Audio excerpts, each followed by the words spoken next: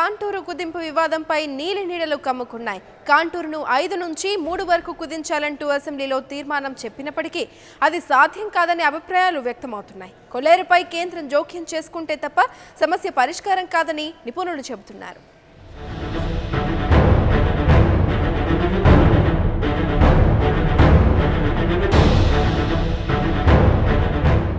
కొల్లేరు contour పరిధి కుదింపుపై భిన్నాభిప్రాయాలు వ్యక్తమవుతున్నాయి. ఇటీవలే కొల్లేరు పరిధిని 5వ కాంటూరు నుంచి 3వ పరిధికి తగ్గించాలని ఏపీ అసెంబ్లీ తీర్మానం చేయడంతో మరోసారి కొల్లేరు వివాదం తెరపైకి వచ్చింది.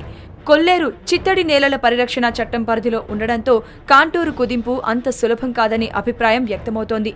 కేంద్ర ప్రభుత్వం చిత్తడి నేలల చట్టం నుంచి కొల్లేరుకు మినహాయింపు ఇవ్వకపోతే ఎప్పటికైనా కాంటూరు పరిధి తగ్గించడం కుదరదనే వాదనలు వినిపిస్తున్నాయి.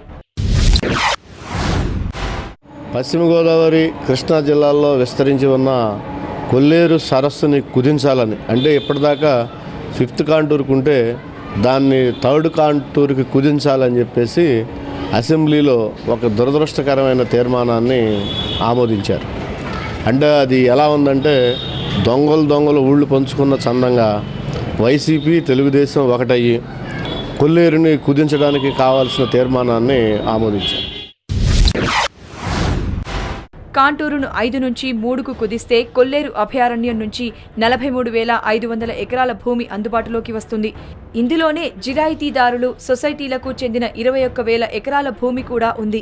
మిగిలిన 22,500 ఎకరాల భూమిని కొల్లేరు ప్రాంతంలోని పేదలకు అర ఎకరం చొప్పున పంపిణీ చేయాలని మత్స్యకారుల సంఘాలు డిమాండ్ చేస్తున్నాయి.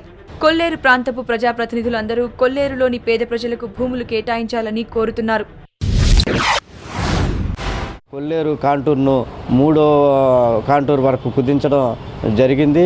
దీనివల్ల అనేక అనర్థాలు ఉన్నాయి. 3,000 ఎకరాల భూములన్నీ కూడా చేపల చెరువులుగా మారిపోయే అవకాశం ఉంది. కార్పొరేట్ పెద్ద బడా పారిశ్రామికవేత్తలకు, బడా బాబులకు మాత్రం భూములు ఇవ్వటానికి చేసినటువంటి పన్నాగమే తప్ప వాస్తవంగా సామాన్య పేద ప్రజలకు మాత్రం కొల్లేరులో ఒరిగింది ఏమీ లేదు. కొల్లేరు వెనుక ఫిష్ మాఫియా హస్తం ఉందని, ఇప్పటికే కొల్లేరులో వందలాది ఎకరాల భూమి మాఫియా చేతుల్లో ఉందని పలు రాజకీయ పార్టీలు ఆరోపిస్తున్నాయి.